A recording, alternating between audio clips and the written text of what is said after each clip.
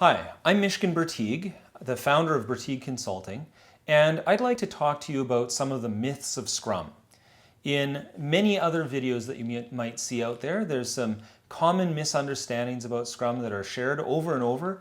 Some of the most popular videos, unfortunately, have a lot of mistakes about what Scrum is and what it isn't.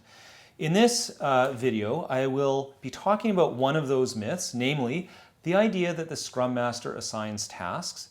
And I'm going to, of course, have further videos about some of the other myths. Now, let's look at this myth. The myth that the Scrum Master, often abbreviated SM, assigns tasks. The Scrum Master is not a project manager. The Scrum Master is not a manager of any sort, in fact. The Scrum Master is much more like a master of ceremonies.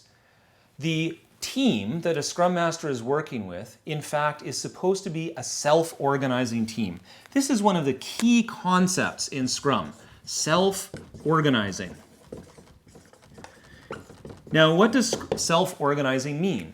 It means that individual team members, or people on the team, instead of having someone assign tasks to them, instead, they actually take tasks. They decide based on their skills, on their interests, on the needs of the team, what do I want to do next?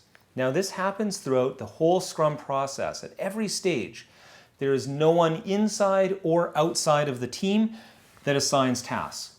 The Scrum Master is not a project manager, and unfortunately, many project managers in organizations are told, oh, you're going to be the Scrum Master. The Scrum Master cannot be a project manager because project managers are accountable for results. Now, it makes sense that if you're accountable for results, you have to tell the team members what to do. You have to say, oh, you're not busy? Get to work, do this. Oh, here's the perfect task for you right now to try and optimize the work.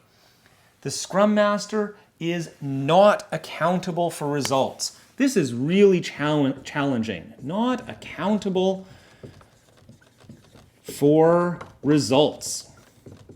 What is the Scrum Master accountable for? It's very simple. The Scrum Master is accountable for three things. The process of Scrum, doing Scrum well. Secondly, creating a high-performance team. Now, there's a lot there in that concept. We'll get to that some other time. But basically, making your team great. And thirdly, removing obstacles.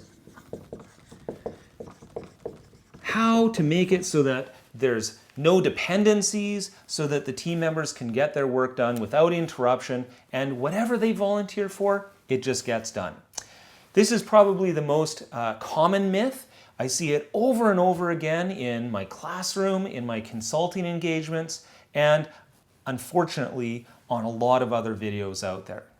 Now, if you have this problem, of course, it's a big deal. I would really love it if you call me or get in touch with us at berteig.com and let us know, and we can maybe assist you a little bit with some training or some coaching. In the next video, we will talk about how there's some pretty common misconceptions about the retrospective, about how to make them effective. See you then.